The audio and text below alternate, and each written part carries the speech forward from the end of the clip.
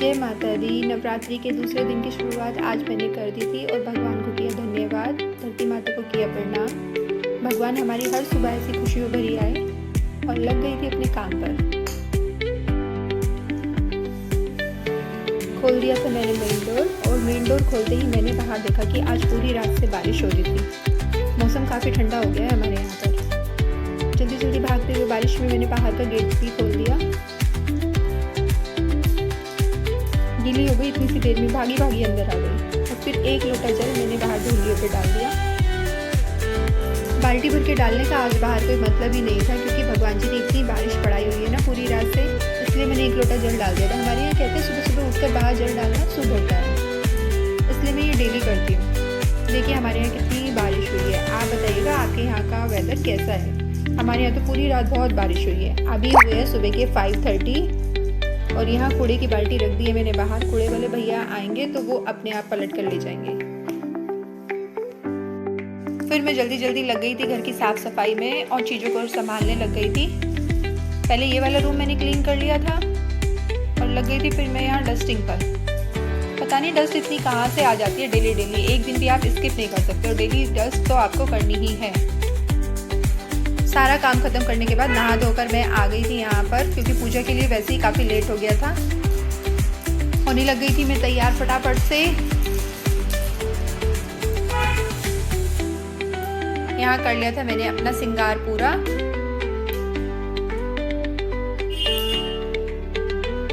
तैयार होकर पूरे 16 श्रृंगार में माता रानी की पूजा करनी चाहिए, वही मैं करती हूँ। ये देखिए आज मैंने पहना है ग्रीन कलर का सूट। इस बार मैंने सोचा है कि नवरात्रि में जिस कलर का बताया जाएगा वही कपड़े पहनूंगी। और ये कर ली थी मैंने पूजा की तैयारी, बिछा लिया था आसन।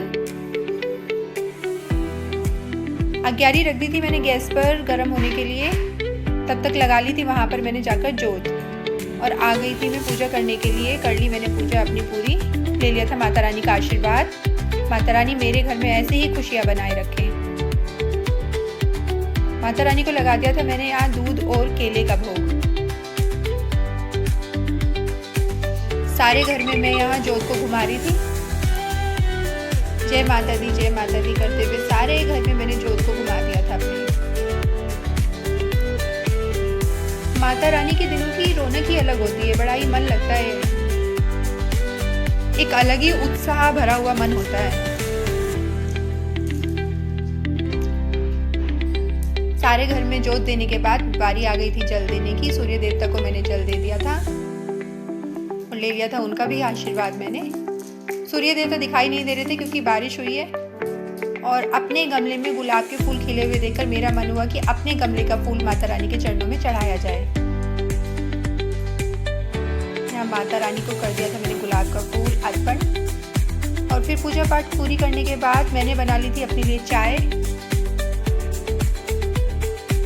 और ले लिया था एक चौलाई का लड्डू।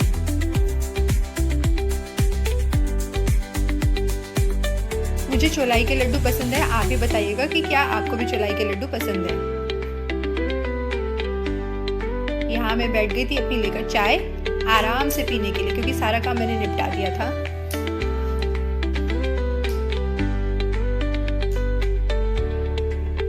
शाम के फलार की तैयारी हो रही थी। यहाँ पर शाम हो चुकी थी। मैंने काट लिए थे आलू पकौड़ी के लिए।